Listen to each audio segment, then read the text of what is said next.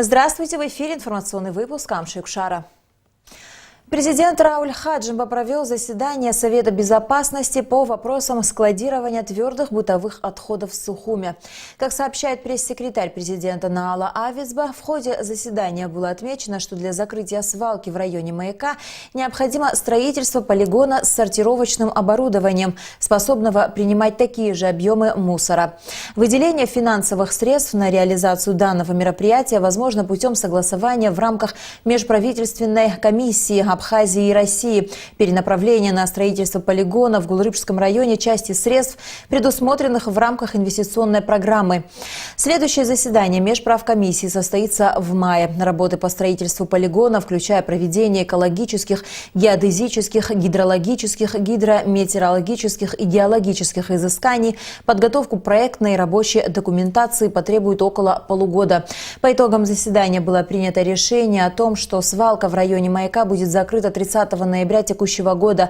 За это время будут проведены все необходимые мероприятия для строительства и ввода в эксплуатацию полигона для захоронения твердых бытовых отходов с предварительным разделением по фракциям.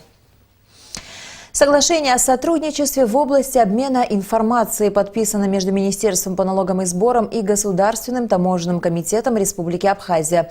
Документ предполагает улучшение взаимодействия двух ведомств посредством организации обоюдного доступа к информационным ресурсам двух фискальных органов страны. Мы сегодня фактически оформляем уже свершившийся факт, основанный на взаимном понимании необходимости комплексного сотрудничества и взаимодействия Государственного таможенного комитета и Министерства по налогам и сборам Республики Абхазия в части обмена информацией, предоставления необходимых служебных сведений из электронных баз данных. Два ведомства сегодня фискальных, которые в стране существуют, основных, обозначают принципы взаимодействия в работе, которые, на наш взгляд, позволят наиболее эффективно осуществлять контроль и пресекать всевозможные нарушения налогового и таможенного законодательства. Надеемся на то, что данный шаг послужит таким побудительным толчком, базой для выстраивания взаимодействия между различными ведомствами в стране. В Гале завершилась диспансеризация жителей района, проводимая в рамках республиканской диспансеризации населения страны. Мероприятие организовано Министерством здравоохранения Абхазии при поддержке сводного медицинского отряда Федерального медико-биологического агентства Российской Федерации. Всего в Галском районе обследовано около 2000 человек, из них более 300 детей, сообщает пресс-служба Министерства здравоохранения Республики. По завершении основных этапов диспансеризации будет сформирована постоянно действующая мобильная группа из числа специалистов ФМБА, которая будет работать по тем направлениям и специальностям, которые на сегодняшний день не представлены в номенклатуре системы здравоохранения Абхазии. Мы будем проводить соответствующий анализ по итогам соответствующих обследований, диагностических мероприятий, которые проводятся мобильным диагностическим госпиталям ФМБА России. И, конечно, будем нацелены на то, чтобы и далее активно продолжать эту работу. У нас на очереди Ворчалский район, далее Чемчирский и все последующие наши регионы.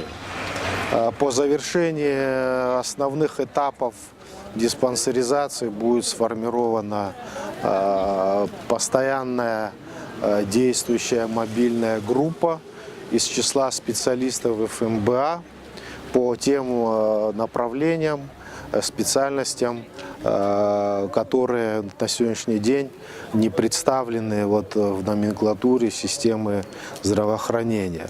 Конечно, это для нас очень большое подспорье, очень большая помощь и поддержка наших коллег в диагностике и лечении наших больных. Хочу отметить, что первым этапом диспансеризации не завершается.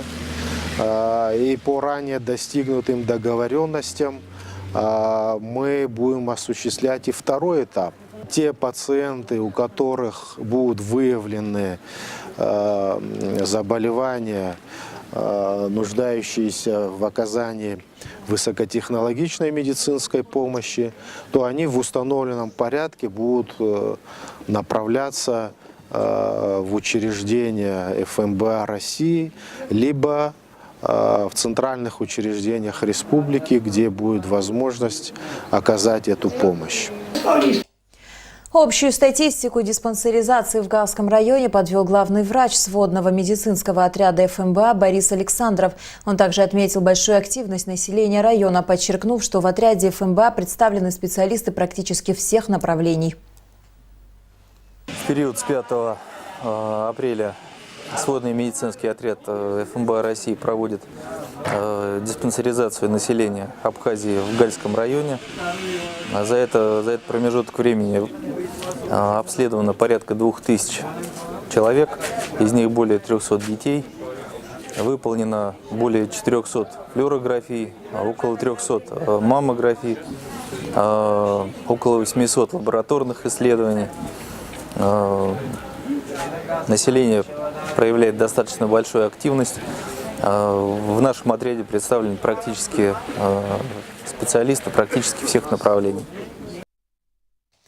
Под эгидой общественной коалиции «За равные возможности» в Сухуме прошел форум «Универсальный дизайн в Абхазии-2019», организованный Ассоциацией инвасодействия. В рамках форума обсудили проблемы людей с инвалидностью и возможные методы их решения. Смотрите репортаж Гугуцы Вардания. Сегодня в Абхазии люди с ограниченными возможностями сталкиваются со многими проблемами, в числе которых и физические барьеры, не позволяющие им посещать различные учреждения, пользоваться транспортом, в общем, быть интегрированными в общество. Здания и другие объекты должны быть спроектированы таким образом, чтобы они были доступны для инвалидов. Как отметил глава общественной организации Ассоциации инфосодействия Алхас Кагушев, в мире уже давно распространено понятие универсального комфорта, в рамках которого учитываются потребности всех без исключения людей. Такой комплексный подход уже много лет применяется во всех странах мира, что не только облегчает жизнь инвалидам, но и дает им возможность путешествовать. А учитывая, что Абхазия – туристическая страна, создание комфортных условий для людей с ограниченными возможностями в этом плане имеет большое значение. Сейчас мы заострили внимание на том, что понятно каждому горожанину, каждому жителю страны. Да? Это тротуары, пешеходные переходы, парковки и системы навигации. Все, о чем мы сейчас говорим, это то, что понятно для любого человека, то есть не только люди с инвалидностью и не столько люди с инвалидностью пользуются этими вещами, пользуются все, в том числе и гости нашей страны, которые приезжают сюда. Абхазия позиционирует себя как туристическая страна. И вот здесь тоже в рамках нашего сегодняшнего форума мы эту тему тоже очень подробно обсуждали, что это может быть потенциально очень большой прирост для нашей экономики, для нашей туристической сферы, потому что так происходит везде, во всем мире. В форуме «Универсальный дизайн в Абхазии» также не первый год принимает участие эксперт по ландшафтному дизайну из Екатеринбурга Елена Леонтьева, которая представила книгу «Доступная среда и универсальный дизайн глазами инвалида». Книга рассказывает о разных подходах к формированию общественного пространства, о создании доступной среды и универсальном дизайне. Елена Леонтьева также отметила, что для создания благоприятных условий для общества нужно перенимать опыт разных стран, и для этого есть все возможности. И очень важно, чтобы происходили какие-то реальные изменения не на словах, а на деле, потому что если изменения происходят, то меняется настроение в обществе, появляется вера в то, что ситуация меняется, и в этот момент, когда пространство меняется, оно привлекает интересы туристов, которые могут сюда прийти, потому что оно становится другого качества. Это не требует больших затрат. Нужно изучать опыт разных стран и брать самое лучшее. Получается, что не только люди с инвалидностью, а и маломобильные граждане, это там, женщины с детскими колясками, маленькие дети, пожилые люди, и разные люди с разной формой инвалидности, даже туристы, которые с чемоданчиками ездят, они тоже хотят, чтобы их интересы были учтены. При обсуждении темы туристической сферы и приезда в Абхазию на отдых людей с ограниченными возможностями у одного из активистов Ассоциации инфосодействия Руслана Когония возникла идея построить отель с номерами, оборудованными для людей с ограниченными возможностями. Люди ездят, путешествуют, хотят все увидеть. И мы обязаны создать это, мы должны это иметь. Каждый отель 5-10% должен иметь номерного фонда для размещения подобного рода категории людей. Чтобы это сделать, больших затрат для этого не надо. Просто меняем архитектуру немного, вносим какие-то изменения и получаем новую марку отелю о доступности, которая повышает его уровень, что отражается в дальнейшем на многом. Мы должны над этим думать. Это культура, это права человека, это мировая практика. Ассоциация инфосодействия не первый раз проводит подобные форумы и семинары по доступной среде и универсальному дизайну. И есть положительные результаты. Так, к примеру, силами городской администрации, в городской клинической больнице и городских поликлиников были установлены новые пандусы. Ассоциация инфосодействия и дальше будет продолжать свою работу. Гугут Савардания, Степан Мартиросян, Абхазское телевидение. В Государственной миграционной службе прошло тестирование на вакантную должность референта-переводчика абхазского языка. Кандидаты должны не просто хорошо говорить на абхазском языке, но и уметь переводить специфические юридические термины. О том, как проходит отбор и по каким критериям выбирали нового сотрудника миграционной службы, смотрите в нашем следующем сюжете. Как известно, Госкомитет по государственной языковой политике разработал программу по реализации закона о государственном языке Республики Абхазия. В рамках этой программы во все министерства были разосланы общие положения по развитию государственного языка, согласно которым дело производства и рассмотрения проектов нормативно-правовых актов должны осуществляться на абхазском языке. Поэтому референт-переводчик на абхазский язык в Государственной миграционной службе был крайне необходим. На конкурсной основе проверяем знание абхазского языка, на навыки делопроизводителя, беседуем с ними предварительно, говорим им, что они, тот человек, который пройдет, что это военная структура, что такое устав, положение, как они должны будут работать.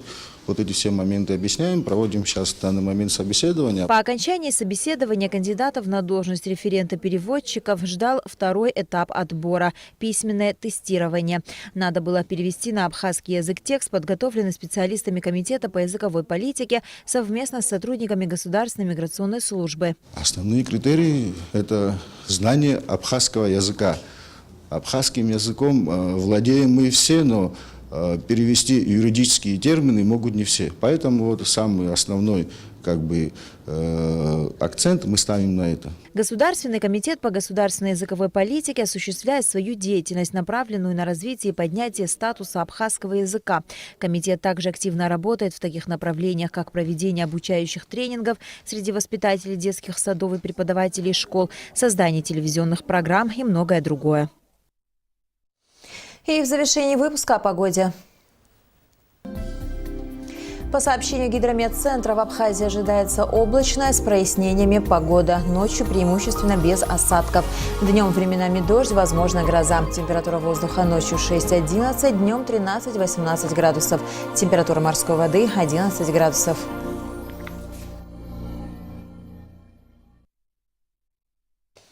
На этом наш выпуск завершен. До скорых встреч в эфире.